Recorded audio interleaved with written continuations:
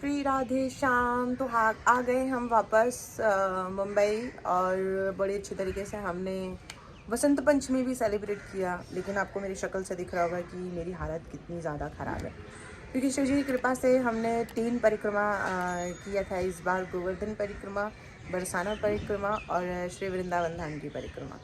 तो आप सोच सकते हैं कि क्या हालत हो सकती है पैरों की। तो मेरे राइट वाले पैर में अच्छी खासी स्वेलिंग थी जब मैं आई थी। 2-3 दिन तो मेरे से चला नहीं गया, लेकिन अभी श्री जी की कृपा से बहुत अच्छी हालत है पैरों की हाल फिलहाल में। लेकिन वहाँ पे बहुत ज़्यादा ठंड थी और यहाँ पे बहुत ज़्यादा गर्म है, तो उसकी वजह से वेदर चेंज की वजह से मेरी हो गई है तबीयत थोड़ी सी नर्म।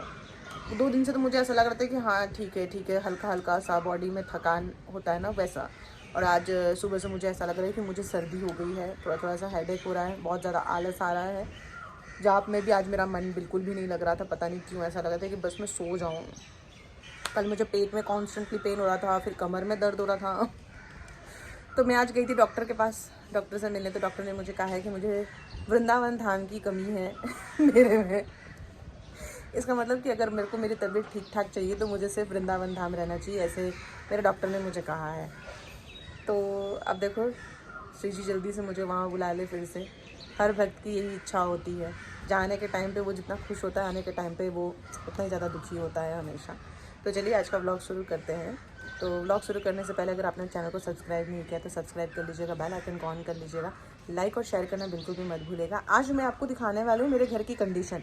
जाने के टाइम जब पैकिंग करनी होती है तब भी घर की हालत बहुत ज़्यादा ख़राब होती है। आने के टाइम जब हम आते हैं उसके बाद भी घर की हालत बहुत ज़्यादा ख़राब होती है। तो आज मैं आपको दिखाने वाली हूँ कपड़ों की हालत जो इस वक्त घर में है, जो मुझे वॉश करने हैं और जो मैं कुछ वॉश कर चुकी हूँ उनको मुझे रखने हैं। तो मैं आपको कंडीशन दिखाती हूँ घर के कपड़ों की। आइए, ये देखिए, ये मैं किसी दिन पहन के कहीं तो गई थी, मुझे याद नहीं आ रहा है। वॉश किया हुआ है लेकिन इधर ऐसे कैसे पड़ा है। ये सारे कपड़ों का ढेर देखिए। दिस इज़ मी, टैलेंटेड लड़की, बहुत अच्छा काम करते हुए मैंने सारे कपड़े यहाँ रखे हैं। बैग भी यही है जो मैं लेके गई थी। ये जो मैंने बसंत पंचमी में साड़ी पहनी थी वो। और ये रहे कुछ कपड़े, ये नाइट ड्रेस, ये पैजामा मेरा, ये सब। मतलब क्या, मतलब क्यों हमें क्यों इतना काम होता है घर में? ऐसा क्यों नहीं होता कि अपने आप सब ऐसे चमत्कार से ठीक हो जाए, अपने अपने आप सब वार्डरोब में रख दिया जाए, अपने आप बर्तन धुल जाए, अपने आप कपड़े धुल जाए, कुछ करना ना पड़े। मेरे को ये देख के चक्कर आ रहा है, ये सोच रहा है कि कब कब कैसे धोऊंगी, कैसे रखूंगी। मेरे को टेंशन हो गया। अभी तो कहाँ बाथरूम में धो के कपड़े रखे हैं, उसको सुखाना है वो अलग। वॉशिंग मशीन में कपड़े रखे हैं, उसको सुखाना है वो अलग। बाबू के कम से कम 15-20 जोड़ी कपड़े हैं वो अलग। हे राम, अभी तो ये काम बचे ही हैं। दिखाती हूँ मैं। ये इसको तो अभी देख के तो चक्कर आ ही रहे, छोड़ी ही दो। देखिए ये कपड़े कितने सारे हैं, कैन यू इमेजिन। ये पूरा टोकरा भर के सिर्फ कपड़े ही हैं। जो वृंदावन धाम गए थे ना, लाला के कपड़े जो लाला ने पहने थे वो सारे कपड़े। ये देखो, ये देखो, कल बसंत पंचमी थी, कोई काम नहीं कर पाई थी, सारे के सारे वैसे ही पड़े हैं। और ये मेरी मशीन है, इसके अंदर भी पड़े हैं। ये रही हमारी मशीन, बड़ी बुरी कंडीशन में। कुछ दिन घर में न रहो तो ऐसा ही हाल हो जाता है। और ये देखिए, इसमें सारी चीज़ें, इसमें भी कपड़े रखे हुए हैं। बाप रे बाप, क्योंकि ठंडी थी ना तो बहुत सारी चीज़ें लेके गए थे हम लोग। तो इसमें हमने नहीं, मतलब इसमें मैं नहीं धोने वाली हूँ, मैं धोऊंगी बाथरूम में ही सारी चीज़ें जो है। लाला के कपड़े तो मैं वॉश बेसिन में यहाँ धोती हूँ, और ये जो मेरे हैं सब मैं वाले जगह धोंगी। मशीन सिर्फ 100 पीस के लिए रखी हुई है कि लोगों को रहे कि वाह मशीन भी है घर में, वेरी गुड। कभी ऐसा लगे कि भाई किंग साइज़ का बेडशीट वगैरह है सब धोना है तो ठीक है, अदरवाइज़ मैं नहीं धोती भाई। बहुत बिल आता है, 1 घंटा चलता है। जब भी इसको चालू करो 60 मिनट ऐसा दिखता है। मेरे को उधर ही बढ़ जाता है मेरा हार्ट बीट में। 60 सेकंड, बाप रे। एक बार चलाया तो 2000 का बिल आया। तो उस दिन कान पकड़ लेके भाई, बहुत रेयरली ऐसा लगेगा ना कि बहुत ज़्यादा अर्जेंट है, उसी वक्त मैं उसी दिन मशीन चालू करूँगी। वरना ये मशीन कपड़े रखने के लिए ही है। जब धोने वाले कपड़े होते हैं वो मैं इसी में रख देती हूँ, फिर धीरे धीरे निकाल के इसमें से धोती रहती हूँ। घर में इधर उधर पड़ा रहा है, इससे अच्छा इधर पड़ा रहा, कोई देखेगा भी नहीं। तो बोलेगा रे बाप रे बाप, ये इसी लड़की है रहेगा अंदर, घर कितना अंदर। मेरी मम्मी है ना, फिर वीडियो कॉल करके बोलती है घर दिखाओ दिखाओ कहाँ रखा है कपड़े। तो जब दिखाती हूँ ना तो इस कंडीशन में पड़े रहते हैं तो मम्मी फिर चिल्लाती है। तो इससे अच्छा फिर सब इसी के अंदर छुपा के रख देने का। वो सब धोए हुए हैं तो खाली बोलेंगे हाँ कपड़ा रखना ही है घड़ी करके वार्डरोब के अंदर, बस ऐसा है। तो ये कपड़े धोएंगे। अभी मैं आपको हॉल की कंडीशन दिखाती हूँ, वहाँ पे भी क्या क्या कंडीशन में सारी चीज़ें पड़ी हुई है। पहले तो ये देखो, ये देखो, ये ऐसे ही पड़े हैं सब। ये मैं लेके आई थी वृंदावन धाम से, ये उपवास का आटा, ये भी, ये सब साफ़ करना है। ये इसकी हालत देखो, ये ख़राब कपड़ा है, सब पोंछ पाछ करके इसको सब ठीक करना है, बहुत काम है। फिर लोग कहते हैं कि आप क्यों इतना रूडली बात करते हो। आप खाली इमेजिन करो कि आपको पूरे दिन में सुबह 6:30 बजे से लेके रात को 10 बजे तक सिर्फ काम ही काम करना पड़े। उसमें भी आपको माला जाप करना है, आपको पढ़ाई भी करनी है, आपको लड्डू गोपाल की सेवा भी करनी है, आपको भोग भी बनाना है, आपको झाड़ू पोछा बर्तन कटका हर चीज़ करनी है। फिर उसके बाद आप क्या सोचते हो कि कोई आपको आपसे कैसे बात करेगा, मतलब उसको भी तो आराम चाहिए ना मेंटली। फिर ऐसे ऐसे अजीब अजीब से सवाल आते हैं कि फिर कभी कभी लगता है यार क्यों ऐसा सवाल पूछते, क्यों इतने लॉजिकलेस सवाल पूछते हैं लोग। चलिए ठीक है, ये सब तो बात की बात है। आइए आपको अपने बेडरूम हॉल की कंडीशन बताती हूँ। चलिए देखिए, ये बसंत पंचमी के कपड़े, ये इनका टॉवल, ये सारी चीज़ें यहीं की यहीं पड़ी है। और ये हमारा नेट नहीं चल रहा है आज। ये देखो, कुछ दिन अगर आप नहीं रहो तो ऐसी हालत हो जाती है मुंबई में। कितना भी झाड़ू पोछा करते रहो, ये आपको गंदा ही मिलता रहेगा। ये रहे हमारे दोनों प्यारे लालजू जन बैठे हैं, ये देखो, वाह सुंदर काली, मस्त फूल वूल लगा के बैठे हैं अच्छे तरीके। मुस्कान देखो, नंद बाबू की तो स्माइल एकदम नेक्स्ट लेवल पे चलती है। ऐसा wow, just looking like wow, beautiful, so beautiful. ये देखो मस्त फूल लगा के, बड़ी रिक्वेस्ट करके फूल लगाया है मैंने। इनको बहुत मनाना पड़ा कि बाबू प्लीज़ लगा लो, बच्चों लगा लो, मेरे से प्यार करते हो तो प्लीज़ ये फूल लगा लो। 10 बार रिक्वेस्ट किया होगा मैंने, तब जाके ये जनाब ने फूल लगाया है, माने हैं मेरे से, नहीं तो नहीं मानते। अरे ये देखिए, ये प्रसाद हमें मिला था राधिका वल्लभ लालजू के पास से। कुछ लोग आने वाले हैं, हम उनको देने वाले हैं। ये बिस्किट, ये नमकीन हम वृंदावन धाम से लाए थे। और ये वही चश्मा है जो टूट गया था, फिर हमने दूसरा बनाया। ये सब देखो कितनी ख़राब कंडीशन है, मुझे ये सब साफ़ सफाई करनी है। यहाँ पे सारी चीज़ें रखी हुई थी, वो मैंने हटा दिया है, लेकिन अभी भी ये सारी चीज़ें हैं धोने पूछने के लिए। इसके अंदर भी सामान है, वो भी धोएंगे। ये शॉल धोना है, लेगिंग्स धोनी है, मैं साड़ी के नीचे लेगिंग्स पहनती हूँ। और ये साड़ी मुझे मिली है यमुना मैया के वहाँ से, एक प्रभु जी थे उन्होंने दिया था। और इसके अंदर जो सारे कपड़े हैं ये सब नहीं रहा है, सॉरी, ये भी अभी मुझे वॉश करने हैं। ये दुपट्टा पड़ा है, भी वॉश करना है। मतलब समझ लो कि मेरे को काम ही काम करना है। एक तरीके से आप समझ सकते हैं कि मेरे को कितना ज़्यादा काम है। इन सब काम के होने के बावजूद भी मैं सोचिए रह रह के वीडियोस भी बना देती हूँ, शॉर्ट्स भी बनाती हूँ, व्लॉग भी एडिट कर लेती हूँ। श्री जी की कृपा से इतनी सारी चीज़ें करने के बाद जब मुझे टाइम मिलता है तो मैं आप लोग के कमेंट का रिप्लाई भी करती हूँ। और उस दरमियान जब मैं कोई बेकार सा अजीब सा कमेंट देखती हूँ, फिर मुझे ऐसा लगता है यार इतना सब कुछ करने के बाद भी लोग कितनी कमियाँ मतलब निकाल देते हैं। ऐसा नहीं, वैसे नहीं, ये नहीं, वो नहीं, ऐसे क्यों, वैसे क्यों, ऐसा लगता है क्यों लाइफ में, मतलब यहाँ मुझे 24 घंटे कम पड़ते हैं। Can you believe it.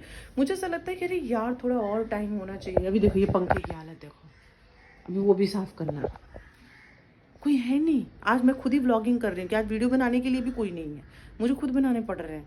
तो आप इमेजिन कर सकते हो कि किसी के ऊपर कितना प्रेशर है कि वो सुबह से लेकर रात तक सिर्फ काम ही काम कर रहा है। और ये देखो ऊपर से मेरी लाइट टूट गई यहाँ की, ये अलग काम आ गया। देखो यहाँ की मिट्टी देखो।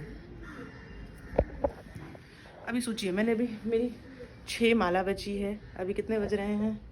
बज रहे हैं 12। मैंने झाड़ू मार लिया है, लेकिन अभी सारे इतने कपड़े बचे हैं वो मुझे वॉश करना है। चलो मैं आज नहीं कर पाऊँगी। आज मैंने जो सुबह में जो कपड़े वॉश किए थे वो मैं सुखाने वाली हूँ। और जो मैंने आपको लाला के सारे कपड़े दिखाए थे वो सुखाऊंगी। लाला का वार्डरोब दिखाऊँ मैं आपको, लाला की वार्डरोब की क्या कंडीशन है। कुछ दिन पहले ही मैंने शॉर्ट बनाया था ना कि मैंने उनका वार्डरोब कितने अच्छे तरीके से क्लीन किया। अभी देखो, क्या देखो, ये जनाब का वार्डरोब दिख रहा है, ये हाल हो गया है। ऊपर देखो, अब ये मुझे फिर से करना पड़ेगा। ठीक है, अब इमेजिन कीजिए कि आपको कोई एक काम करने के लिए बोलेगा ना, फिर आप आके बैठ जाओगे, फिर दूसरी बार कोई आपको बोलेगा जरा ये करो, तब चिढ़ जाते हो, अरे यार अभी तो कुछ देर पहले किया, फिर वापस से बोल रहे करने के लिए। अब मुझे ये सारी चीज़ें एक ही माइंडसेट से करनी है ना। तो फिर इसमें जब कोई आके बहुत ज़्यादा विशेष टिप्पणी देता है, ये व्लॉग बनाने का पीछे का मकसद भी यही था ताकि आप समझ सकें कि एक डिवोटी की लाइफ जो आप कैमरे के आगे देखते हैं वो कितनी अलग है और कैमरे के पीछे कितनी अलग है।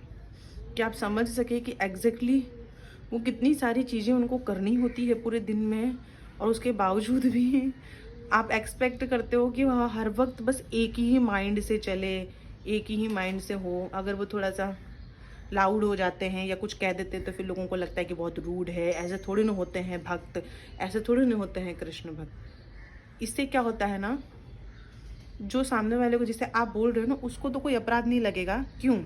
क्योंकि आपको नहीं पता पीछे की कहानी। लेकिन भगवान जो है ना, उनको कैमरे के आगे का, कैमरे के पीछे का, शरीर के अंदर का और शरीर के बाहर का सारी सिचुएशन उनको पता होती है। आप तो कैमरे के आगे जो देखते हैं वही बोल देते हैं 7 सेकंड देख के, लेकिन भगवान को तो सब पता होता है। इससे क्या होता है, जब आप किसी भक्त या दास के ऊपर टिप्पणी करते हैं ना, तो आप उनका अपराध अपने सर पे ले लेते हैं। या उन्होंने कोई अपराध नहीं भी किया होगा, लेकिन आप अपने अपराध में जोड़ लेते हैं। इसलिए कहते हैं कि इंसान है ना, कभी भी बिना कर्म के नहीं रहता, वो हमेशा कुछ न कर्म करता रहता है। ऐसा भगवत गीता में भी कहा गया कि मनुष्य हमेशा कोई ना कोई कर्म करता रहता है, वो बिना कर्म के कभी नहीं रह सकता।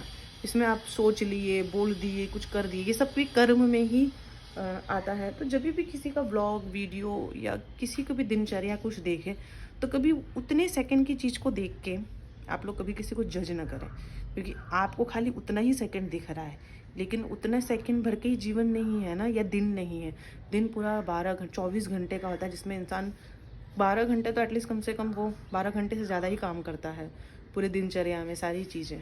तो हमें क्या करना है, हमें किसी को जज नहीं करना है।